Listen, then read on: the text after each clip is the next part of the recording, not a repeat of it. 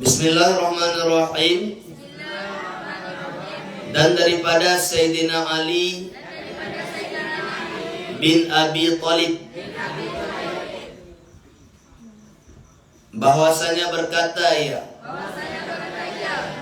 sabda Rasulullah sallallahu alaihi wasallam, barang siapa ziarah akan orang alim,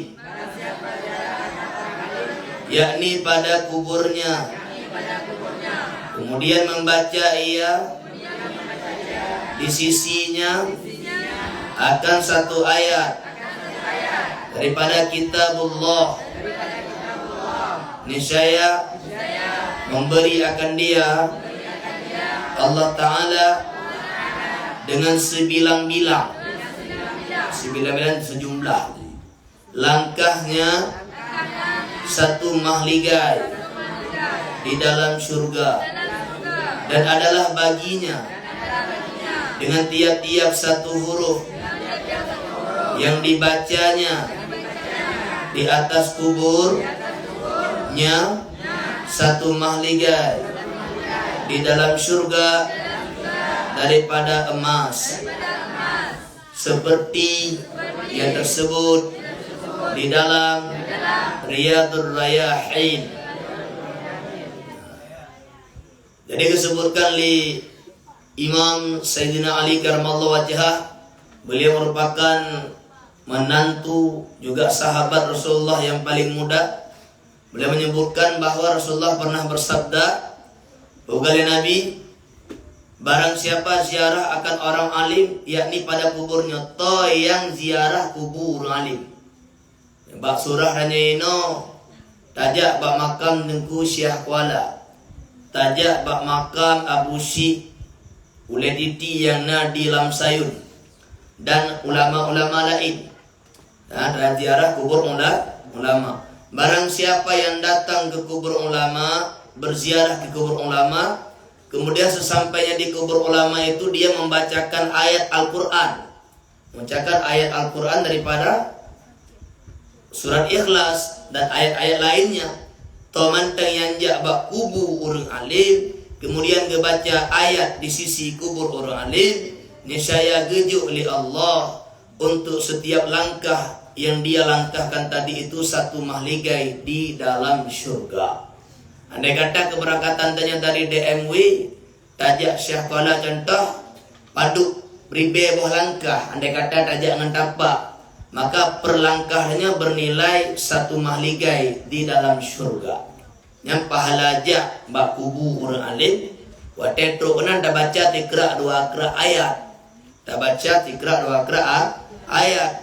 Selainnya juga gejuk oleh Allah, dan adalah baginya dengan tiap-tiap satu huruf yang dibacanya di atas kuburnya itu satu mahligai juga dalam surga yang terbuat daripada emas. Per huruf dari ayat yang danyo baca, dari ayat yang danyo kun bak bineh kubur orang alimnya, per huruf ini juga bernilai satu mahligai daripada emas di dalam surga.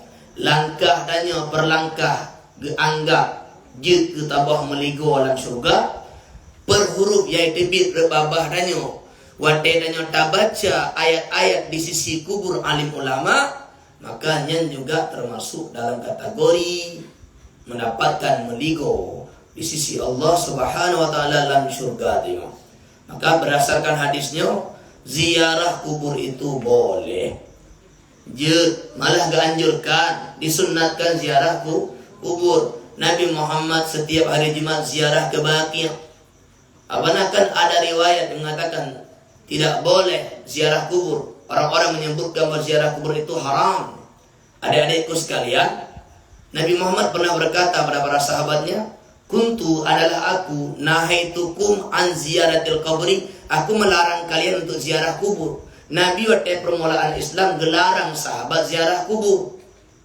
Al-an sekarang ke Nabi, fazuruha, maka berziarahlah ke kuburan. Bahkan Nabi waktu permulaan Islam gelarang ziarah kubur, karena memang hana jenazah orang Islam tuh kena ziarah. Karena memang kalau pemakaman orang muslimin, siapa yang kena ziarah? Tidak ziarah kubur Yahudi. Maka dia gelarang. Duduk Nabi anjurkan dema. Sehingga Nabi kuntu nahaitukum an ziyaratil qabri. Dasarnya aku mencegah kalian, melarang kalian untuk berziarah kubur. Al-an sekarang fazuruha, maka berziarahlah ke kubur. Sehingga Nabi Muhammad ganyan uro Jumat berziarah Nabi kedeh Baqiyah. Baqiyahnya jadi di Madinah, belahwi Masjid Madinah. Insyaallah untuk ziarah nunggu. Amin.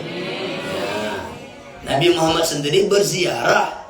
Masa hari ini ada orang melarang kita berziarah? Sebahagian urung-urung yang ekstrim, urung yang paham garis keras, mereka malah bukan hanya sekedar melarang berziarah ke kubur ulama, mereka juga mengharamkan berziarah ke kubur baginda. Kan aneh.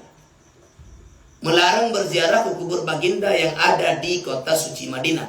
Padahal kalau kita lihat keterangan yang tersebut dalam kitab Irsyadul Ibad karya Syekh Zainuddin Al-Malibari, beliau di sana menyebutkan tentang beberapa kelebihan bagi orang yang ingin berziarah ke makam Rasulullah. Di antaranya Nabi pernah bersabda dalam hadis yang sahih, "Man hajja, barang siapa berhaji, man hajja, barang siapa berhaji, summa zarani, kemudian dia berziarah kepadaku, faqad wajabat syafaati, maka sungguh dia wajib mendapatkan syafaatku di hari kiamat kelak." Orang yang jak haji kemudian berziarah ke kubur Nabi, maka agaknya merumpok syafaat Nabi tengok urut kiamat. Ini adalah sebuah janji besar dari seorang Nabi Muhammad yang tak mungkin berdusta. Wa ma yantiqu 'anil hawa in huwa illa wahyu yuha. Dia tidak pernah bertutur kata sesuai keinginan hawa nafsunya, tapi semua yang lahir daripada mulutnya yang mulia adalah wahyu Allah Subhanahu wa taala. Nabi menjanjikan orang yang berziarah ke kuburnya, maka dia wajib mendapatkan syafaat Nabi, bantuan Nabi Muhammad di hari kiamat kelak. Wa fi riwayah, pada riwayat yang lain, man hajja wa lam yazurni faqad jafani. Siapa berhaji namun dia tidak berziarah ke makamku, maka sungguh dia telah memutuskan hubungan denganku. Dia telah lupa kepadaku, dia tak ingat lagi kepadaku, telah gersang hatinya terhadapku. Maka adik-adik Bandung, berziarah ke makam Rasulullah, berziarah ke makam ulama, berziarah ke makam orang tua, berziarah ke makam muslimin, itu termasuk perkara yang disunatkan di dalam Islam.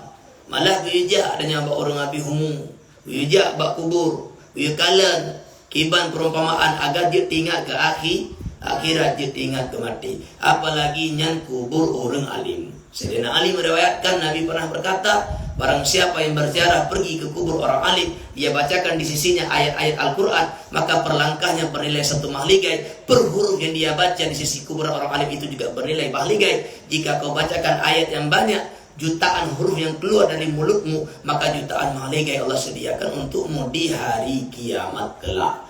Maka berziarahlah ke makam orang alim. Aneh orang sekarang ini, ziarah kubur orang alim tak mau. Ke jasad Fir'aun datang ke Mesir. Kan aneh. Iya kan? Aneh.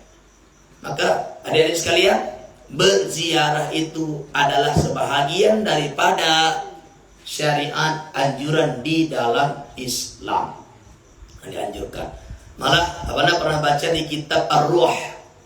Jadi kitanya Ar-Ruh, disebutkan di sana bahwa ada seorang laki-laki yang